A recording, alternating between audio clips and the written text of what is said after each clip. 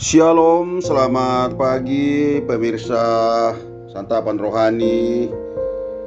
Selamat pagi, salam sejahtera bagi kita semua.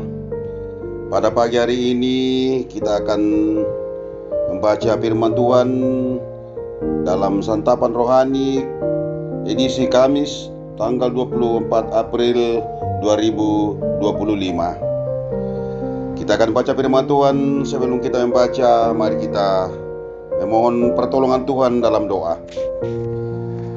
Kami menghampiri tahta-Mu yang kudus ya Allah pada pagi hari ini.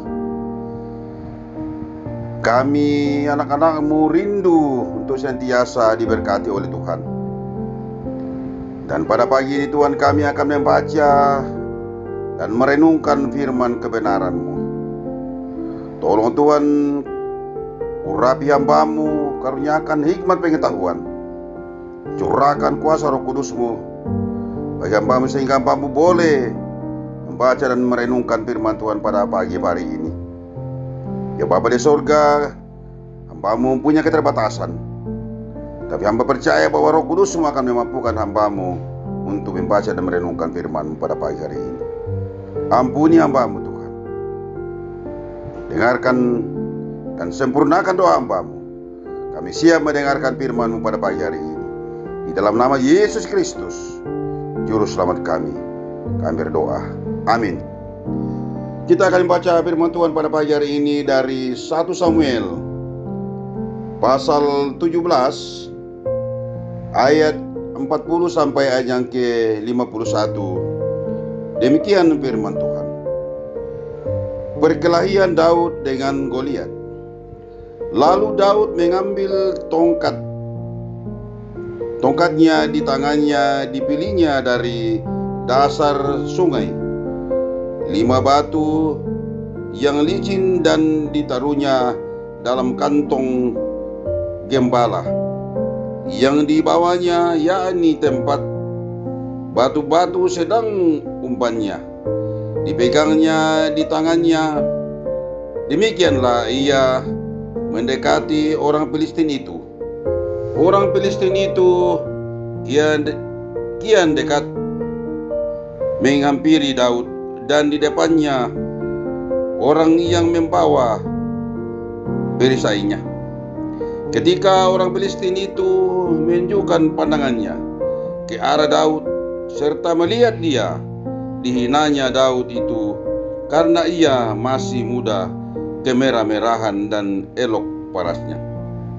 Orang Filistin itu berkata kepada Daud, "Anjingkah aku, maka engkau mendatangi aku dengan tongkat?" Lalu demi para Allahnya, orang Filistin itu mengutuki Daud. Pula orang Filistin itu berkata kepada Daud, "Hadapilah aku, maka aku akan memberikan dagingmu kepada burung-burung di udara dan kepada binatang-binatang di padang." Tetapi Daud berkata kepada orang Filistin itu, "Engkau mendatangi aku dengan pedang dan tombak dan lembing, tapi aku mendatangi engkau dengan nama Tuhan semesta alam, Allah segala barisan Israel yang kau tantang itu. Hari itu juga Tuhan akan menyerahkan engkau ke dalam tanganku, dan aku akan mengalahkan engkau dan memenggal kepalamu dari tubuhmu. Hari ini juga aku akan memberikan nyawa mayatmu dan mayat tentara orang Filistin kepada burung-burung di udara dan kepada binatang-binatang liar, supaya seluruh bumi tahu bahwa Israel mempunyai Allah, dan supaya segenap jemaah ini tahu bahwa Tuhan menyelamatkan bukan dengan pedang dan bukan dengan lembing, sebab di tangan Tuhanlah pertempuran, dan ia pun menyerahkan kamu ke dalam tangan kami." Ketika orang Filistin itu bergerak maju untuk menemui Daud, maka segeralah Daud berlari ke barisan musuh untuk menemui orang Filistin itu.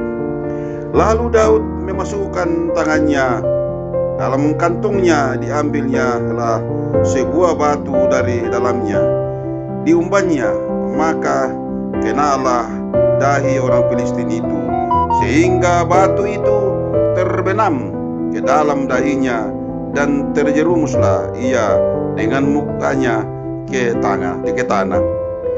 Demikianlah Daud mengalahkan orang Filistin itu dengan umban dan batu. Ia mengalahkan orang Filistin itu dan membunuhnya, tangan pedang di tangan. Daud berlari mendapatkan orang Filistin itu, lalu berdiri di sebelahnya. Diambilnyalah pedangnya, dihunusnya dari sarungnya, lalu menghabisi dia. Dipancungnyalah kepalanya dengan pedang itu. Ketika orang-orang Filistin melihat bahwa pahlawan mereka telah mati, maka larilah mereka. Demikian pembacaan firman Tuhan pada pagi hari ini. Yang berbahagia ialah setiap orang yang merenungkan firman Tuhan. Kita akan merenungkan firman Tuhan ini dengan satu tema, dengan nama Tuhan. Bapak Ibu Saudara-saudara, pemirsa pendengar santapan rohani pada pagi hari ini. Salah satu masalah kepribadian adalah kurangnya rasa percaya diri. Penyebabnya bisa bermacam-macam, seperti merasa tidak mampu, grogi, rasa malu, dan lain sebagainya. Seringkali perasaan tersebut membuat orang yang mengalaminya membandingkan dirinya dengan orang lain yang dianggap lebih hebat dan lebih mampu. Bisa saja kita terdorong untuk mencoba mengikuti dan menjadi seperti orang lain. Akibatnya tidak menjadi pribadi yang otentik.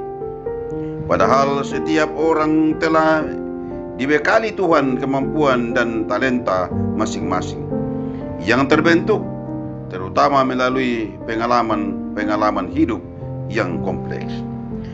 Bapak Ibu Saudara-saudara yang dikasihi oleh Tuhan, Daud tidak memiliki pengalaman tempur, tetapi berhasil menumbangkan Goliat yang memiliki pengalaman tempur dan postur tubuh di atas rata-rata. Ayat 4-7, Daud justru menanggalkan pakaian perang yang diberikan Raja Saul karena tidak terbiasa memakainya. Menggantinya dengan peralatan-peralatan berdasarkan pengalaman sebagai gembala, tongkat, limat batu licin, dan umban atau sejenis ketapel. Kekuatan Daud yang sesungguhnya terletak pada kesadaran penuh pada penyertaan Tuhan. Aku mendatangi engkau dengan nama Tuhan semesta alam.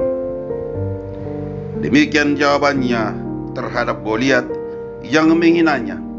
Kesadaran ini membuat ia mampu memaksimalkan potensi yang ada padanya, tidak bergantung pada ukuran kehebatan orang lain. Dia tidak perlu menjadi orang lain untuk melawan Goliat. Bapak Ibu Saudara-saudara yang dikasihi oleh Tuhan, Goliat selalu menyerupakan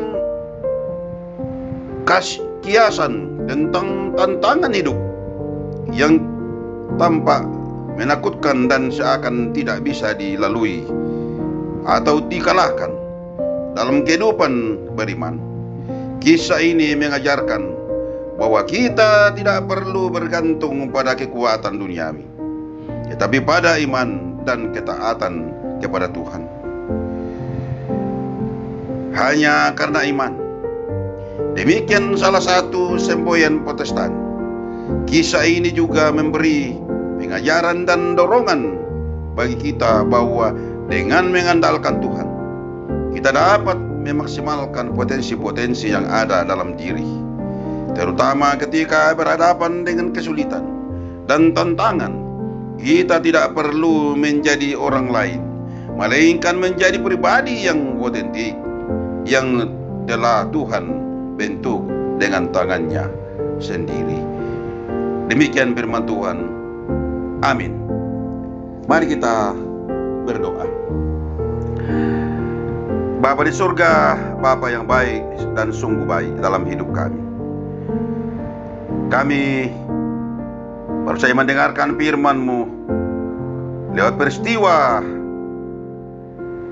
Daud mengalahkan Goliat. Tuhan, tolong kami agar firman-Mu juga boleh menjadi pegangan bagi kehidupan kami, menjadi potensi dalam hidup kami untuk mengalahkan segala tantangan-tantangan dalam hidup ini. Sebab itu Tuhan, mari Tuhan meteraikan firman-Mu dalam hati kami masing-masing pada pagi hari ini. Biarlah menjadi terang dan jalan bagi kehidupan kami untuk menuju kehidupan yang abadi. Bapa di surga, hamba-Mu yang Kau pakai pada pagi hari ini mengaku di hadapan-Mu tidak mampu menguraikan firman-Mu, punya keterbatasan dan tidak punya kekuatan. Tetapi kami percaya bahwa di dalam Yesus ada kuasa, ada Roh Kudus-Mu akan meteraikan firman-Mu, akan memberi tertanam dalam hati kami firman-Mu ini, sehingga kami boleh semakin hari iman kami semakin bertumbuh. Berkati seluruh pendengar Proses Tatapan Rohani pada pagi hari ini, sehingga kami semua diberkati oleh Tuhan.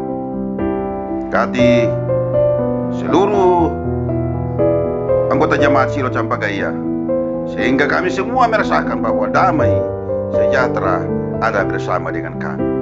Terima kasih Bapa, terima kasih Tuhan Yesus, terima kasih ya Roh Kudus atas penyertaan-Mu dalam kehidupan kami dalam sepanjang tahun 2025 ini. Kami percaya bahwa Tuhan tidak pernah meninggalkan kehidupan kami. Berkati hamba-hamba-Mu yang sedang membuat program-program ke depan dalam jemaat Silo Campagaya. Berkati anak-anak kami, berkati seluruh anggota jemaat Silo Campagaya. Terima kasih Bapa. Ini doa kami, ini penyerahan hidup kami pada pagi hari ini. Dengarkan kami Tuhan, yang kami bawa di dalam nama Tuhan Yesus Kristus, yang sentiasa memberikan berkat-berkat dalam hidup kami. Terpujilah nama-Mu ya Allah, terpujilah nama-Mu ya Yesus Kristus, terpujilah nama-Mu ya Roh Kudus. Haleluya, amin. Demikian santapan rohani kita pada pagi hari ini. Tuhan Yesus memberkati kita semua. Shalom dan selamat pagi.